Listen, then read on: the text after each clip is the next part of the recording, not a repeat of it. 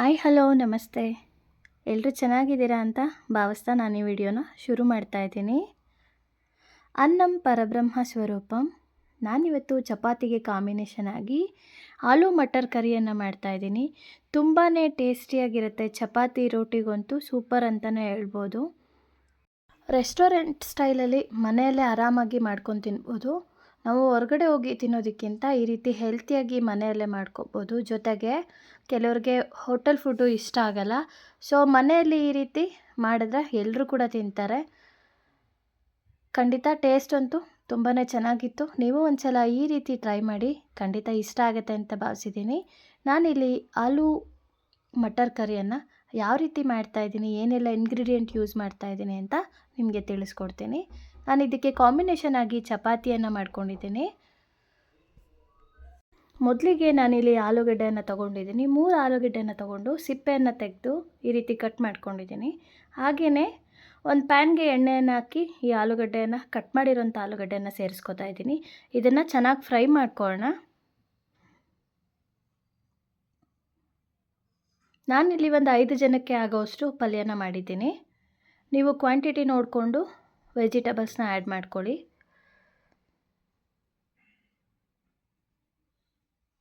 ನೋಡಿ, ಆಲೂ ಫ್ರೈ ಆಗಿದೆ.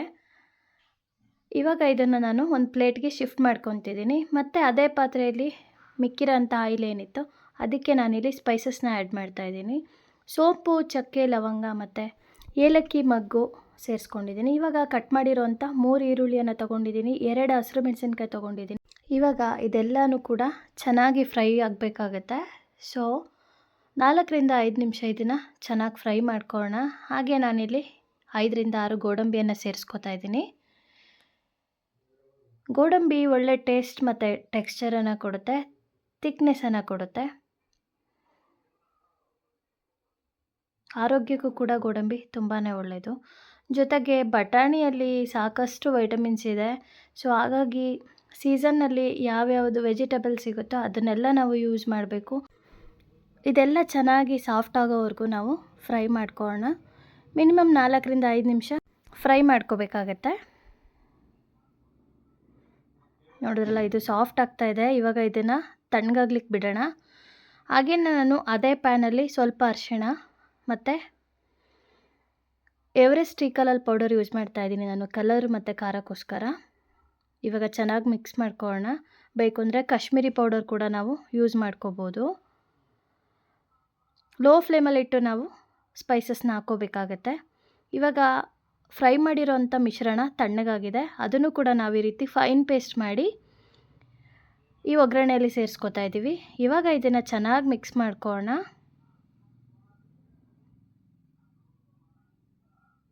ಹಾಗೆಯೇ ಇವಾಗ ಸ್ವಲ್ಪ ಉಪ್ಪನ್ನು ಆ್ಯಡ್ ಮಾಡ್ಕೊತಾ ಇದ್ದೀನಿ.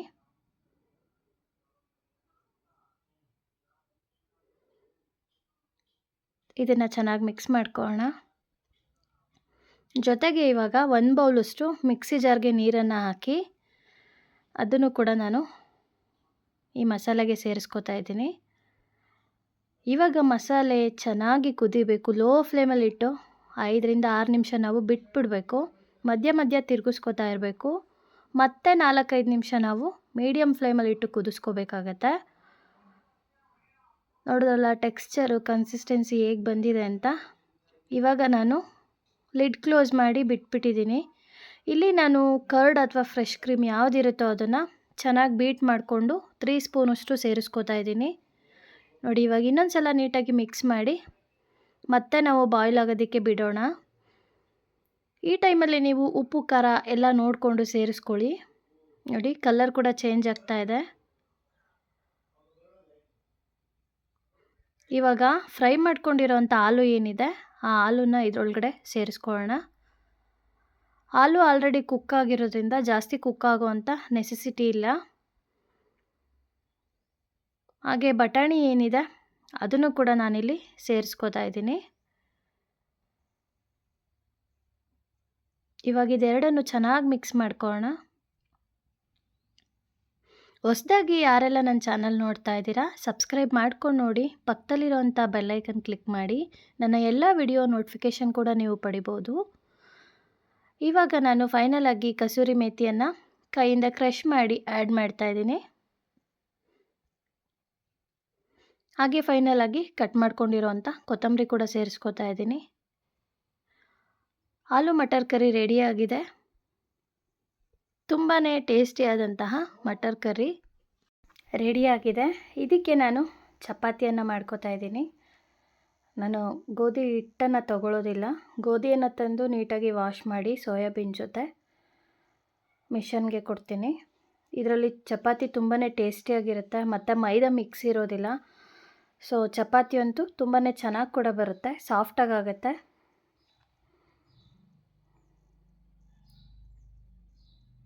ನೋಡಿದ್ರಲ್ಲ,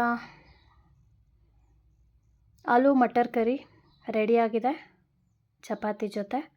ನನ್ನ ಈ ವಿಡಿಯೋ ಇಷ್ಟ ಆದಲ್ಲಿ ಹೇಗಿತ್ತು ಅಂತ ಮರಿದೆ ಕಮೆಂಟಲ್ಲಿ ತಿಳಿಸಿ.